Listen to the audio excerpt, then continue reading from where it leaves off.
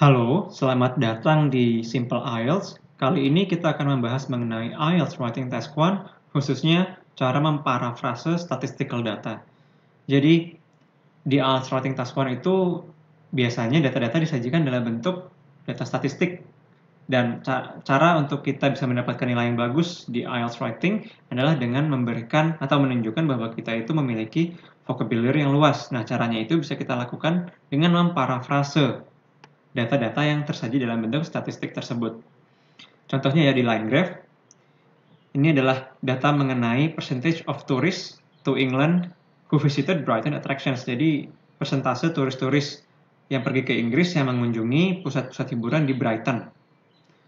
Dan ini datanya disajikan dalam bentuk persentase.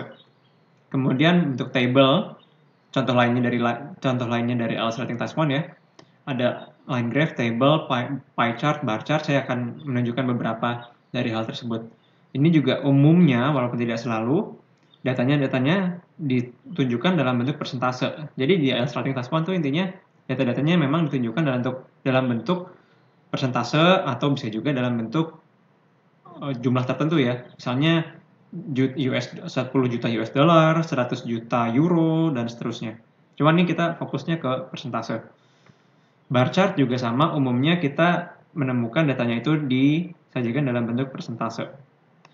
Jadi intinya adalah sangat umum bagi kita untuk menemukan data-data yang ada di IELTS Writing Task 1 itu dalam bentuk persentase. Dan dalam rangka meningkatkan nilai IELTS Writing kita itu seharusnya memang melakukan parafrase, yaitu contohnya dengan cara memparafrase data-data statistik yang ada gitu ya. Oke, yuk kita bahas satu-satu. Contohnya ya, pertama nih di line graph. Jadi di IELTS Writing Task 1, salah satu hal yang kita lakukan adalah membandingkan data-data yang ada. Contohnya seperti ini. Di tahun 80, persentase turis yang mengunjungi pusat hiburan di Brighton dalam bentuk festival ya khususnya, itu 30%. Sedangkan turis-turis yang mengunjungi pier, ini warna abu-abu, pier itu dermaga artinya, itu 10%. Nah, kita bisa nulis di esai kita seperti ini. In 1980, festival was a more popular tourist attraction than pier in Brighton, 30% and 10% respectively. Jadi di tahun 80, festival adalah pusat hiburan yang lebih populer daripada pier di Brighton. Masing-masing angkanya 30 dan 10%. Nah, supaya kita bisa mendapatkan nilai IELTS writing yang bagus, kita itu bisa menjelaskannya dengan cara memparafrase dengan menggunakan fraction atau pecahan. Jadi 10% itu kan artinya sama dengan 1/10. Atau di bahasa Inggrisnya itu 1/10. Kemudian 30% itu 3/10. Bahasa Inggrisnya 3/10. Ini ada huruf S di belakang itu. Jadi untuk huruf yang selain angka 1, misalnya 2, 3, 4, dan seterusnya, itu memang tambah S. Kalau 1 kayak 1 ini, jadinya 1/10 tanpa huruf S. Jadi kalau 3/10, tambah S, 3/10 gitu ya. Oke, coba yuk kita bandingkan data-data dengan pecahan. In 1980, festival was a more popular tourist attraction than pier in Brighton. 3/10 and 1/10 respectively gitu ya. Jadi 3/10 dan 1/10 masing-masing. Nah, selain kita bisa bandingkan dengan pecahan, kita juga bisa membandingkan data-data yang ada dengan sinonim. Jadi contohnya gini, kita sekarang membahas tentang artillery ya, yang warna biru ini. Di tahun 85 itu persentasenya hampir mencapai 40%. Nah, tahun 90 itu cuma sekitar 20%. Ini angkanya agak sedikit di bawah garis 20% ya, makanya saya bilang approximately 20%. Jadi kan turun tuh intinya ya. Turun hampir setengah, atau the percentage reduced by almost half. Yaitu sama dengan nearly half artinya, atau sinonimnya. Reduced by half itu artinya half, karena di sini ada almost half, karena ada kata almost berarti kita pakai juga sinonim yang lain, yaitu nearly gitu ya, nearly half jadinya. Itu contoh penggunaan sinonim. Jadi kita bisa tulis in 1985, the number of people taking a visit to pier reached its highest at almost 40%. Reach its highest itu maksudnya dari tahun 80 sampai 2010. Ini kan paling tinggi di sini nih tahun 85. Itu makanya highest ya disebutnya. Hampir 40% atau almost 40%. Notwithstanding, namun 5 years later, 5 tahun kemudian, yang itu juga bentuk sinonim ya, di parafrase, tahun 90 itu kita tulis aja 5 tahun kemudian dari tahun 85 gitu ya. It nearly half to approximately 1/5. Nilainya itu menurun hampir setengahnya, yaitu sekitar 1/5 atau 1/5. Oke. Atau 20%. Nah, kalau table ini ya, kita akan membahas tentang the contribution of various economic sectors to each country gross domestic product in 2016, 2017, and 2018. Jadi kontribusi berbagai macam sektor ekonomi pada GDP-nya ex country di tahun 2016, 17, dan 18. Ini sektor-sektor ekonominya ya. Dan saya akan ngebahas sebagai contoh aja tuh industri. 2016 22%, 17 25, 2018 30%. Oke, kalau 22% itu kan sama aja dengan lebih dari 20%. Nah, artinya sama dengan lebih dari 20/100 ya dalam pecahan, atau kalau kita kecilin lagi jadi 2/10, sama-sama dibagi 10, atau kalau sama-sama kita bagi dengan 2, kita kecilin lagi jadi 1/5. Atau bisa kita bilang slightly above 1/5 gitu ya, sedikit di atas 1/5. 25% itu gimana? Nah, itu lebih simpel, 1/4 atau 1/4, a fourth, or a quarter. 30% sama, simple juga, 3/10 atau 3/10 ya, tadi sebelumnya kita udah bahas.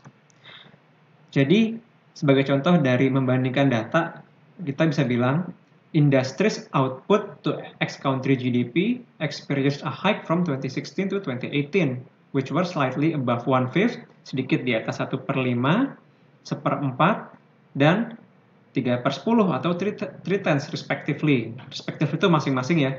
Dari 2016 ini 1/5, di atas 1/5, 17 itu 1/4, dan 3/10 itu 2018. Nah, ini sinonim. Output itu sinonim dari contribution, kemudian experience a hike itu sinonim dari increased. Lalu contoh lainnya ya, bagaimana cara memparafrase 65% tuh. Nih ada di sektor service 2016 65%.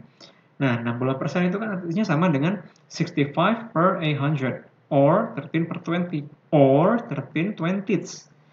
Atau alternatifnya, sinonimnya kita bisa bilang above 60% atau a little below 2/3, sedikit di bawah 2/3. 2/3 itu kan sama dengan 67% atau 66%. 66,67 kita bisa bulatin jadi 67%.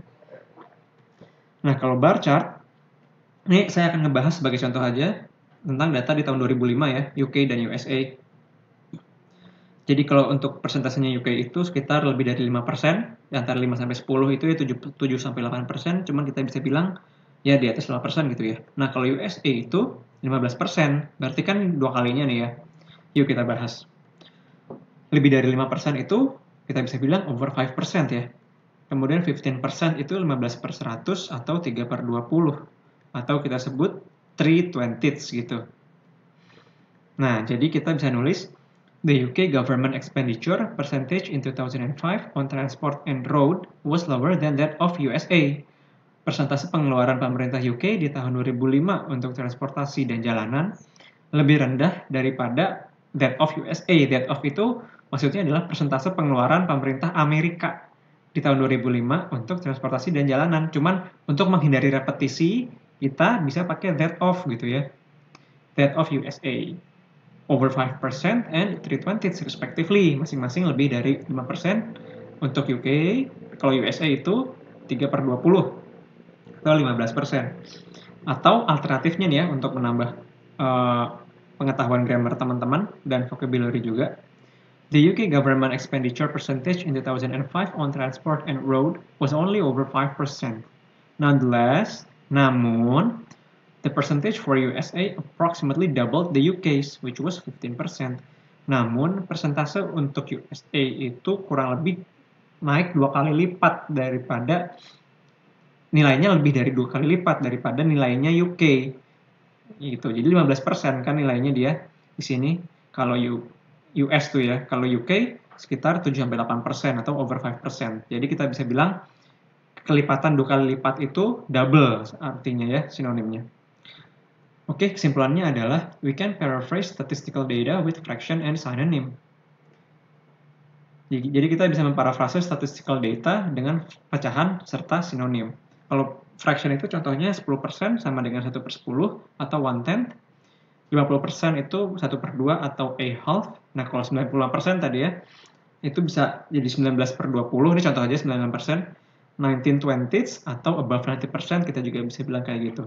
Kalau synonym, tadi reduce by half, bisa kita sebut half, atau increase by twofold, kenaikan dua kali lipat, bisa kita sebut double. Oke, seperti itu penjelasan saya mengenai cara memparafrase statistical data di IELTS Writing Task 1. Terima kasih sudah menonton sampai akhir dan sampai jumpa di video-video saya yang berikutnya.